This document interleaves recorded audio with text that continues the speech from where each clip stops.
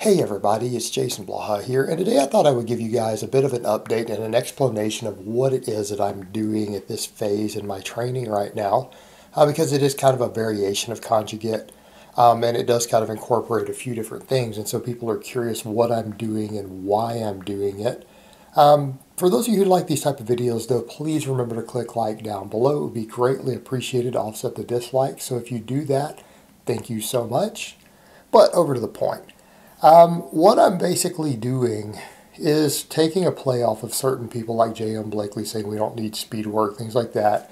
By the way, you guys know I like speed work. I've actually done really well this year off speed work. Got my squat back above 500, right? I've got my deadlift up in the 600 range. All these things by doing the speed work and the normal conjugate method. I still approve of this method. I think it works very, very well, and I think it builds good athletes. However, it also builds general athletes. And for now, I want to go into a little bit of a phase of a certain specialization of what it does with the max effort work and the repetition method. Because normally it incorporates 4 different performance elements, and I'm wanting to focus on 2 of them that it incorporates at a little more frequency, because I need to focus on overall thickness, and I need to focus on doing more max work. Because again, I went a long time previously again without doing real max work, and I haven't incorporated max with volume as much as I might have liked historically, again, in rebuilding and things over the last few years. And I've ran into a lot of problems in my life that have made it hard to train. You guys all know the backstory on all that. But now that I've actually got respectable strength and size again, I'm wanting to specialize in some of this more. And one of the things that I really love is the conjugate aspect of conjugate. And that is actually what this is. I'm actually doing conjugate pretty much every day. Not just the conjugate method. The conjugate is the rotating of the max lifts. And I'm doing it in a random manner, and then I'm doing all the hypertrophy work on the back off. And what I'm doing is, because my lifestyle allows for it, I am trying to maximize weekly training volumes, pretty much to my maximum recoverable volume. Because here's what I found. Most experts agree overtraining is way harder than people think it is. I have built a lot of work capacity this year. I've done a lot of conditioning work, done a lot of my Metcon work, I've done all the speed training, I've built my training volumes up, and I've realized my recovery and training volume is really high. And when I incorporated the experiment where I started doing the chins every day, and I do 100 chin-ups every day now, I've realized that it got easier and easier. I can tell you guys now, it's easier for me to do 100 chins every day than it was to do 30 every day when I first started doing it. Okay? It's actually easier. I have less recovery issues, less fatigue, less tendon soreness. It's gotten really easy. And I've realized there's something to this. And when you see the experts out there, experts who have clients hit 100% maxes every day, 7 days a week without days off other than deloads.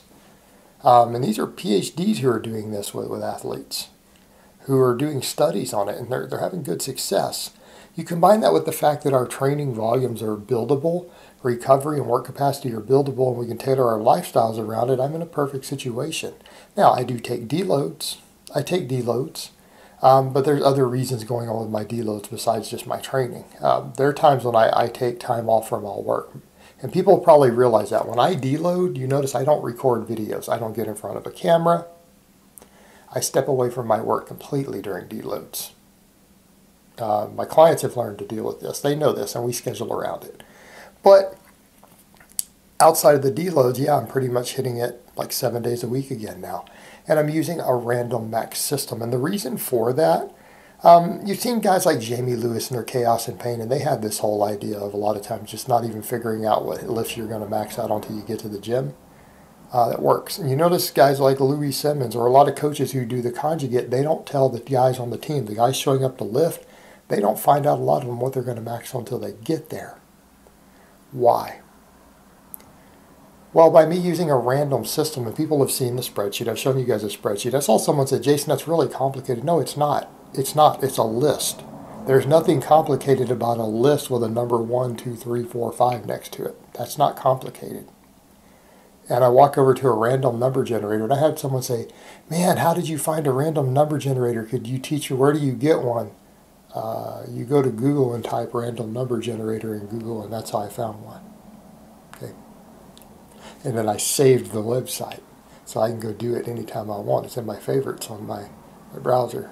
So pretty straightforward. You just find a random number generator. But what I'm doing is I'm letting that pick my lift for me. And the reason is it lets me do all these different conjugate lifts. It lets me not know what I'm doing that day. That way I don't have apprehension, because I ran into that the other day. That missed lockout on the 605 1-inch block pull, I planned that 2 weeks ahead of time. And because I knew I was going to do some progressive range of motion stuff, that I was going to do it in 2 weeks, it sat in my head. And I had a bunch of noise the night before, interfered with my sleep, and I laid there thinking about that deadlift. That possibly impacted me missing that lift on the lockout. Had I been in a better mindset, I might have actually got the lockout. I might not have. My hamstrings might have still been too weak. My grip might have been weak. But there's a better chance I would have got it. So when we don't know what we're hitting, it makes it a different mindset. I just know I'm maxing on something. Okay, I have one today. I don't know what it's going to be yet. I'm going to let the number generator pick it once I'm warmed up and ready to start loading up, picking which barbell to throw on there. The reason for that is people have to remember, number one, a max is a max. It doesn't matter. Number two, it lets me work all the way around my classic lifts, because that's the other thing. When we max on lifts that we have an emotional attachment to, and we do, guys, when there's a strength standard for a lift, there is a psychological and emotional attachment to that lift. So I'm not saying not to do them. I'll still do them, obviously. But because we don't put value on it, no one cares what your 1-inch block pull is. No one cares what your 1-inch deficit is. No one cares what your max is against 100 pounds of chains. Nobody cares. There's no standard. Therefore, it's just another lift that we max out on. And people would say, well, is that masking strength? No, because I'm not pushing it as strength. But here's what I would say. It would be one thing if I do just one thing. If I only did reverse bands with chains, then we could say that. Okay. But if, for example, I do all these different lifts, if I, on 10 different squats, 10 different squat variations have 500 plus, and 10 different deadlift variations, I'm pulling 600 pounds. It's pretty fair to say that at that point I'm over a 500-pound squatter and I'm a 600-pound deadlifter. Does that make sense? It's fair to say that. If it's only one different lift, like if I'm only doing one weird variation, we could say that's hiding it. But when you're doing 10 or more and they're all of them are above a certain weight, you know that your strength is above that weight. But the other thing is that it allows us to max out a lot more often with less psychological nervous system issues, which is again psychological. There's less issues of overuse. We have a much lower chance of tearing something through overuse. Thus we can max out more often. Because it's random, there's no apprehension going into it. In fact, it's exciting. It's almost I wonder what exercise I'm going to get today. It's a mystery. It's not an anticipation. And anticipation can create anxiety. It can create stress. I don't know what I'm going to hit. I don't know what I'm going to max on. No idea. And when I'm ready to hit the classic lifts, all I have to do is just get up one morning and start warming up and say, you know, I want to see what my back squat is today. I want to see what my normal sumo or my conventional or my normal pause bench is. And I can just do it. But it would just be on a day where I just feel like I'm going to be strong and can hit a good lift. Not going to worry about it. But the thing also is that with the randomness, we have enough variation that we can run it as a conjugate system, the way conjugate is meant to be done, to where you don't hit a certain lift more than once every 6 weeks. I have enough variations I can pull that off. It's random. And it gives me a lot of different lifts to focus on getting strong on, because each one of these variations, if I identify the weak points in it, we know what we need to train. And if you train the weak points on 20 different exercises and strengthen those weak points, you're going to be all around strong. You're going to be all around strong. And so I'm doing that with the maxes. And then what happens on the back end? We do tons and tons of tens. Why? Because I need to get bigger. I need to get thicker. I need body composition. What is it that I tell you guys repeatedly? Body composition is enormously critical for things like powerlifting. It really does determine who's better. It really does. Body composition is critical. So the rest of my training after the maxes is tens, tens, tens, tens. It's all on basic lifts that just put general size on you, and a larger number of them is geared towards my weak points. My weak points are things right now like triceps, right? I need a lot more tricep. That's a perfect example. I need more hamstring. So we put a heavy focus on those things with a specialization.